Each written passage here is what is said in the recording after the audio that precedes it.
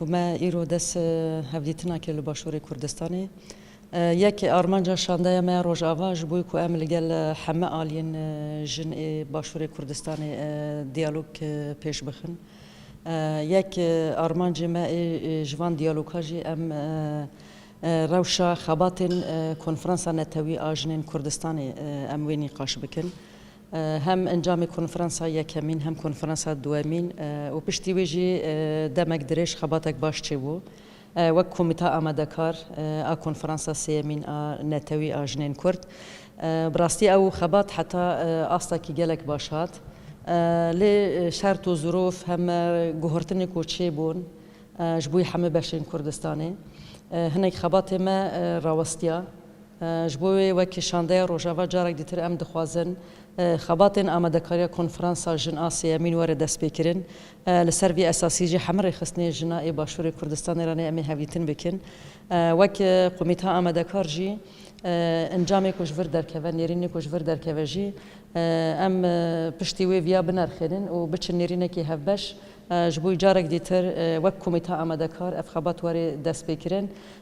و ام جبوی لدار خستنا کنفرانس نتوی آجن آسیا مین جبو آماده کاری و ام دست پی بکن کنفرانس وارد لدار خستن ام ویاجی وک خبات استراتژی جبوی همش نه کردستان دنر خنن و جار دیتر جی شانده روزآوا جبوی باشور کردستان هم جارک دیتر روشی هی ام دناب خدا نقاش بکن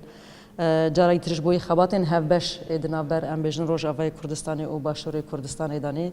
هر چقاس بری خباتی هفبش هبون تجربه کشیبو لی ام تخوازن اف آلیجی هز دتر خورتر ببه خباتن هفبش و دیالوگ نابر رخستن جن روزآوا کردستانی و باشور کردستان دانی گلک سپاس پێشوازی مان کرد لە شاندێکی ژنانی ڕۆژئاوا بۆ باسکردن لەسەر چەند تەوەریەک یەکەم تەوەری نەتەوایەتی کە ئێمە پارچەکانی کوردستان ئامانجە نەتەوایەتیەکانمان یەکە و لە تەنگژەکانە هاوکاری یەک بووین و ئەوەی لەسەر داواڕەواکانی گەلی کورد ئێمە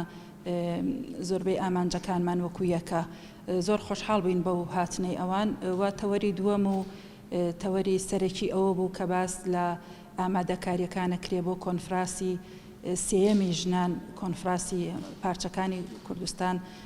دیارە کۆنفراسی یەکەم لە ئامەد بوو کۆنفراسی دووەم لە هەولێر بوو و سێم کۆنفراس لە